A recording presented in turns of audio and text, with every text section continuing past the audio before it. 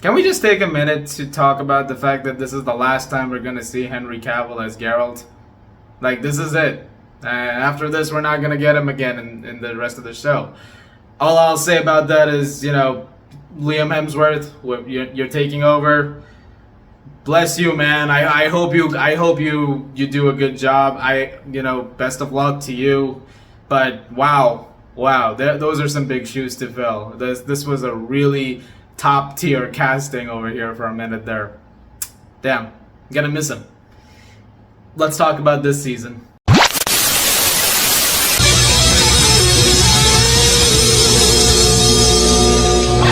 After 2 seasons of build-up, which is leading to the big events of the Wild Hunt, which happens in the third game, The Witcher has finally arrived at Season 3. Except not the entire Season 3. This is Volume 1 of Season 3. Similar to what Netflix has been doing recently with a few of their shows like Stranger Things and I believe You. They've been doing this two-parter thing. And so the first volume is out right now with 5 episodes, and volume 2 comes out on July 27th with the next 3 episodes of the season. And so this is going to be a review of the first 5 episodes, but there may not be a grade at the end of this because obviously it's not the full season, and I don't want to talk about grades until we're at that point. And so let's talk about the first 5 episodes. Season 2 left off with the setup of the fact that Ciri's powers have gotten to a point where dark forces are now emerging and her magic could be used in very evil ways, and the Wild Hunt that is beginning is going to be coming after her. And so it's imperative that she figure out her powers as quickly as possible. And so Geralt and Yennefer of Vengerberg are trying their best to make sure that she can. They've become a bit of a family as well with these, really great bonding moments that are there. But there are enemies and there are all kinds of things closing in on them, and then now they have to make decisions that could threaten their moral compasses. Seasons 1 and 2 did a really good job of sort of establishing the world, the continent as it were, and the different political ramifications and events that were taking place as a result of opposing sides, and all kinds of inciting incidents that were taking place that were causing a lot of tension. And so going into season 2 after the setup in season 1, and eventually getting to know more about, Geralt and the other Witchers and everybody else who was involved in it, you were starting to sort of understand that there was something very personal at stake eventually, and also the fact that the consequences of what's going to happen with these characters could affect so much.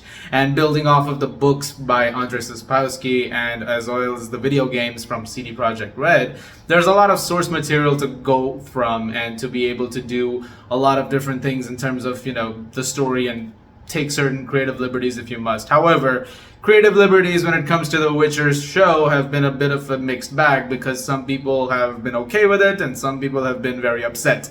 And I feel like the same is going to happen with season 3 because while there is a definite, turn into being more in terms of the source material at times, there are also choices that it makes that veer away from that, and it goes with what the show has been doing. And sometimes it can be a little choppy and abrasive as a result of it. I will say, however, that I do think season 3, at least the first volume overall, is solid stuff. I think there's a lot of good things happening among the flawed stuff that's also sprinkled in the middle, which I'll get out of the way. Like I mentioned, it's a bit choppy at times.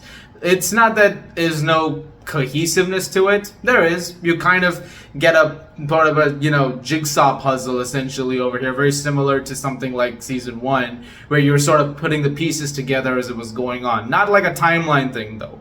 Like in the first season, I still go back to this, there was this very abrasive timeline choice that they made where it constantly kept going back and forth between what was going on in the present and what was going on before that. None of that is in season 3, but there are a lot of times where scenes will come up out of nowhere, like, little subplot scenes, and they may not mean anything, and then eventually, they build into something else, which is fine.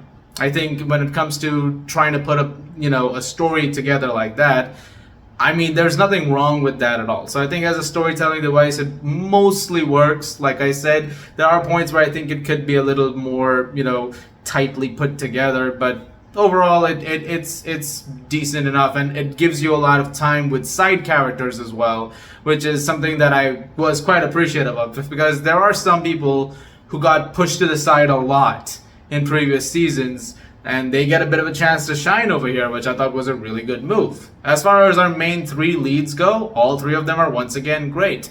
I can't stress this enough. I am going to absolutely miss Henry Cavill as Geralt. I think this is an all-timer, casting choice when it comes to video game characters, and it's going to be a tough job for Liam Hemsworth in like the future seasons going forward, as what he's going to do. I wish him the best of luck, but I also have to acknowledge the fact that you are taking over someone who really not only understood the character, but embodied that character as well as he did.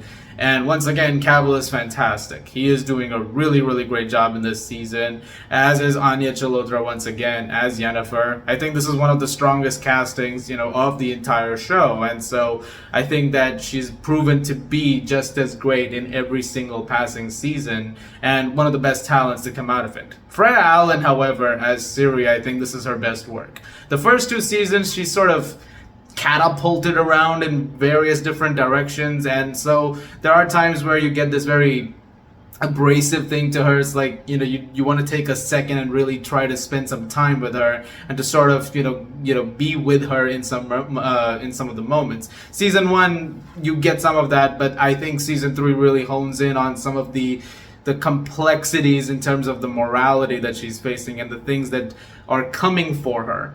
And so there are certain things that are going on which are making her, much more, sort of independent, but also want to be like, hey, I want to be close to the people who I love, who I cherish, obviously. And so there is constantly that, conflict going on, but the show deciding to give her agency as it does a lot more in this season, I thought was a really good idea.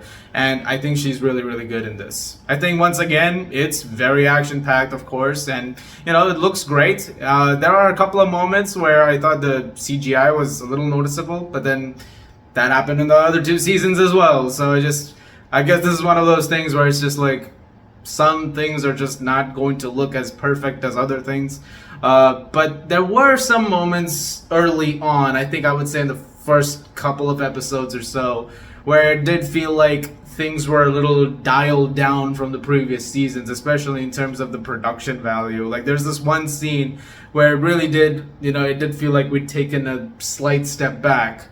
And I was a little it was a little jarring because you've seen the show up until this point, and so that they're capable of doing some more intricate work, and so that was a little weird. But eventually, it sort of cleared itself up, and then later episodes definitely got a little bit better, and that's pretty much the whole season so far for me. As it went on, it got a lot better and a lot more interesting. I am curious to hear what fans of the franchise think, however, because I do realize that there are a lot of creative liberties being taken, and despite the fact that I've spoken pretty candidly on the fact that adaptations, they need to be doing things that adhere to the material and to the video games that they've come from, especially like this. I also do maintain that if you're going to try and do something different and something that's not directly from the material, at least try to maintain what made the material special. So I would say that for the most part, the whole Witcher series has been able to do that. It really just comes down in the end to just being able to put it together in a tighter way. The storyline that's going on in this, especially regarding conspiracies, I would say really does bring this home, because there is something going on when it comes to looking for Ciri, which eventually, becomes a way more interesting in terms of who's pulling the strings behind that.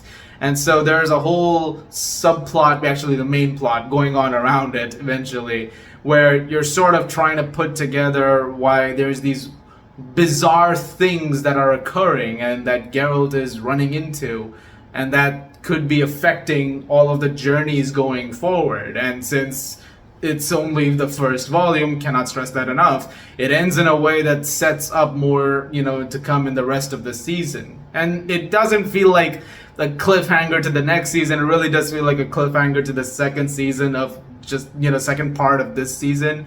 It's an interesting strategy. I don't know if I fully think it works for something like this. I mean, in some cases I can understand, like, I think it worked really well for Stranger Things. The idea of having the big, 2.5 hour episode or whatever be, and the other hour and a half be like the last volume, was fine.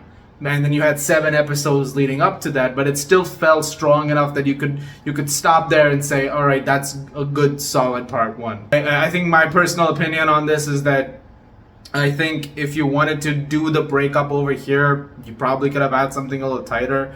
I feel like I'm avoiding a lot of spoilers here. Although I will say that I did really like the last episode, which I watched. Episode 5, I thought was really, really strong. I love the way the connections have built up with these characters. You care so much about them now. And so I do have to give a lot of praise to that. I think all of the things that from the previous seasons have been highlights, they pretty much all continue to be highlights. And I do overall still really, really enjoy this show. And while there are a few little qualms I have here and there, I mostly really did enjoy Volume 1. However, as I mentioned early on in the video, no grade, because it's not over. This is not the entire season.